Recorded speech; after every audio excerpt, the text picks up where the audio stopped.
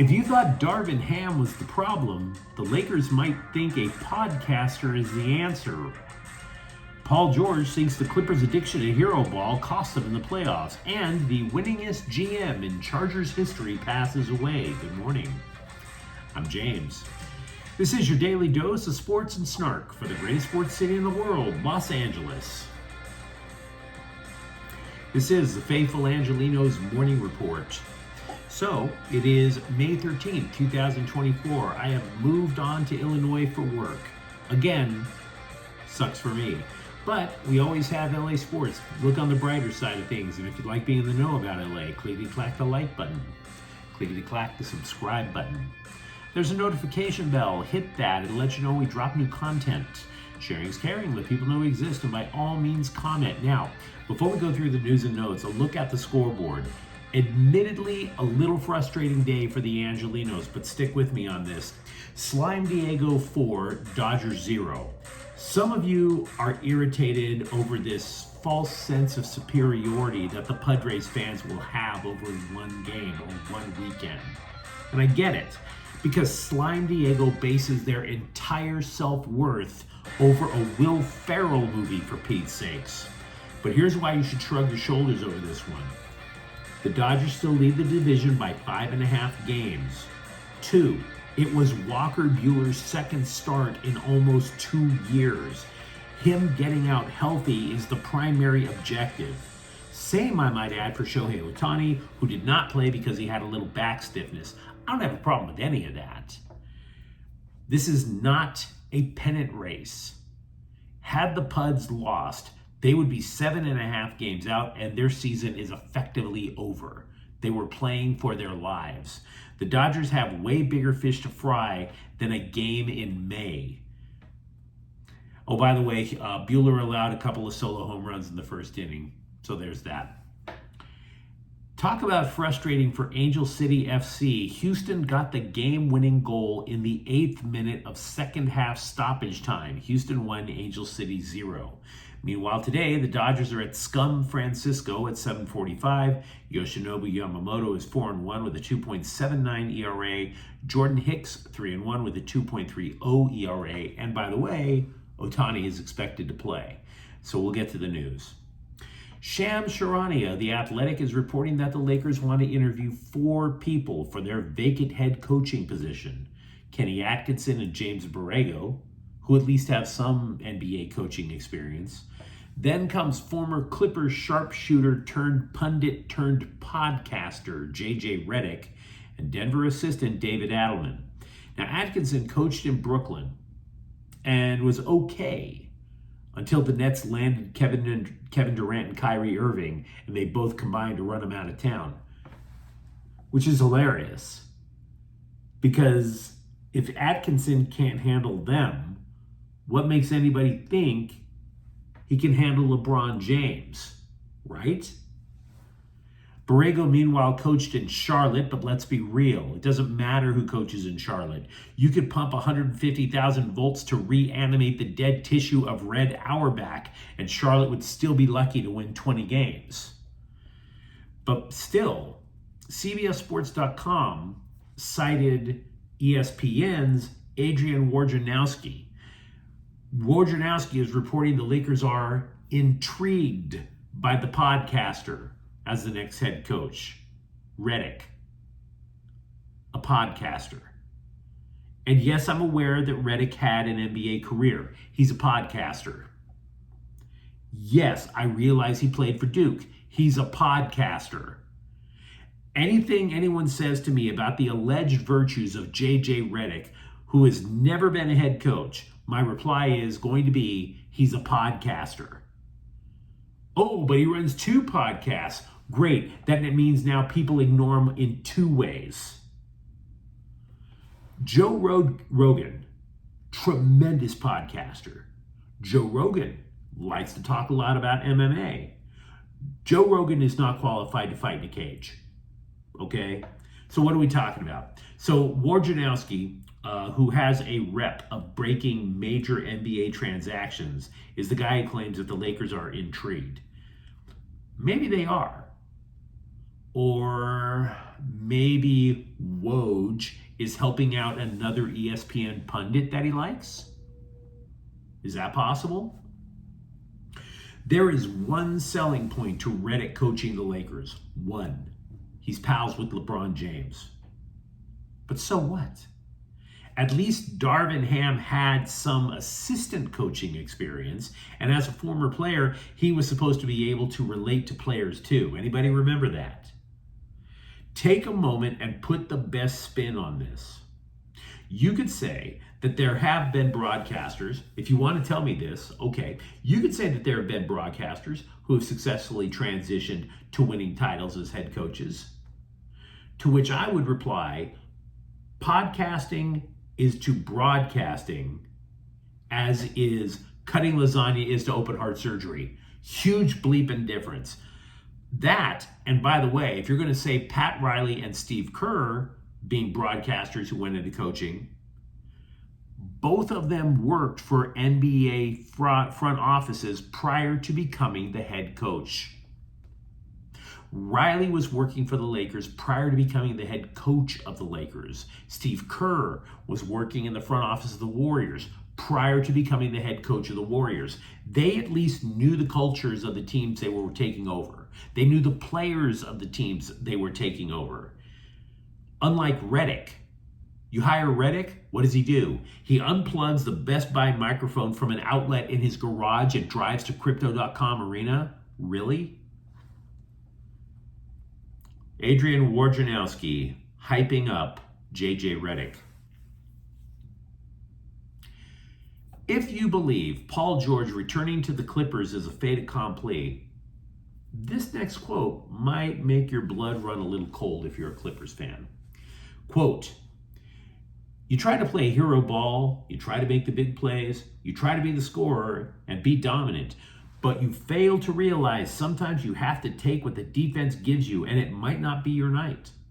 Or it might be your night later in the game, opposed to try and will it to be your night. And I think we got in trouble with that," unquote. He's referring to the Game 6 in Dallas where they got eliminated. Needless to say, George did not say that to the press after the loss. I have no idea if he ever said it to his teammates during the game. And we don't know if he said it to the Clippers front office in his exit interview.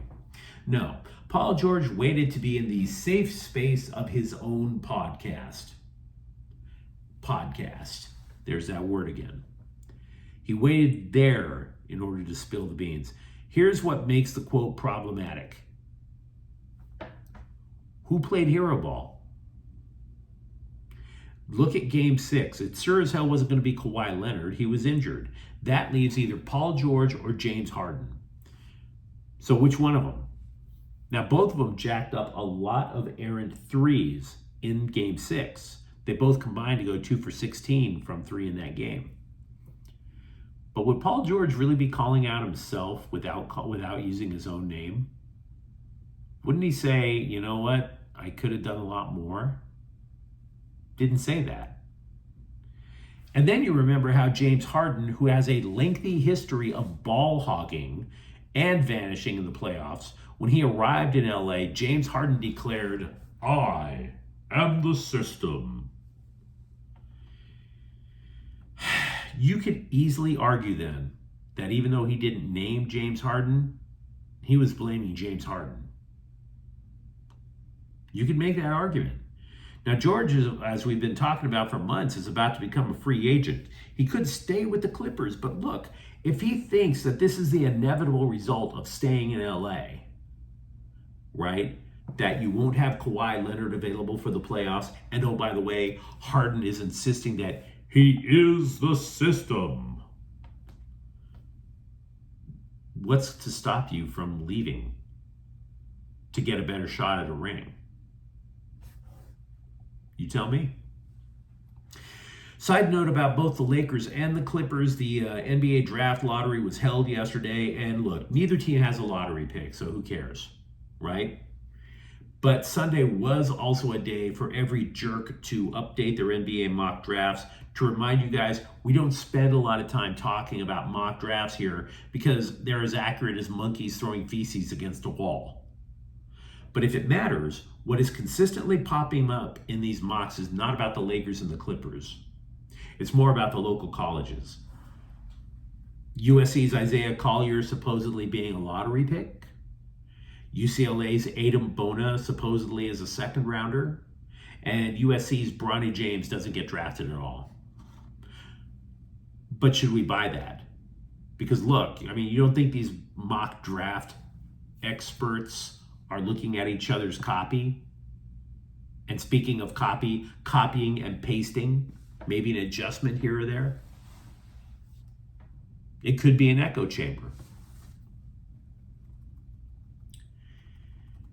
AJ Smith, who served as 10 years as the general manager of the then San Diego Chargers, has died at age 75. He had been battling prostate cancer. Smith's tenure in San Diego, somewhat tumultuous.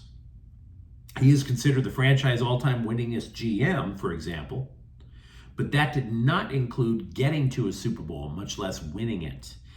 He also orchestrated the team landing Phillip Rivers at quarterback, which was the result after Eli Manning said that he would rather, clean public restrooms with his bare hands and a shirt than to quarterback the Chargers. But was the trade good? It seems like it's an equitable result, right? You didn't land what was then considered the best possible franchise quarterback in Manning, but you got Rivers back, and then you got draft picks. One of them turned into Sean Merriman. But in order to make room for Rivers, the Chargers also had to part with Drew Brees. So in other words, Smith made the best he could of a situation because he knew he wasn't going to be able to get Eli Manning. But he wound up dealing away quarterbacks that eventually won 3 Super Bowls. See what I mean? Mixed results. Smith drafted Antonio Gates. But when he fired Marty Schottenheimer as the head coach, I was working in a newsroom out in North San Diego County back then, and they were all gossiping about who was going to replace Schottenheimer. They laughed their asses off when I predicted it was going to be Norv Turner. You know the results if you're a Chargers fan.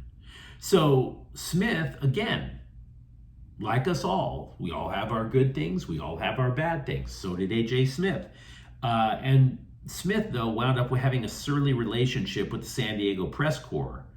But again, it's the San Diego press corps, so who gives a damn? They don't know what the hell they're talking about. They had their heads in the sand because they didn't want to believe that the Chargers would hire Norv Turner as their coach. There was this one guy who kept referring to Smith. He kept trying to get at Smith, needle him, by claiming that Smith's nickname was the Lord of No Rings. Hardy, har. So, either way, if you're a Chargers fan, you tell me what you remember about AJ Smith. We all have a mixed resume, and as does he.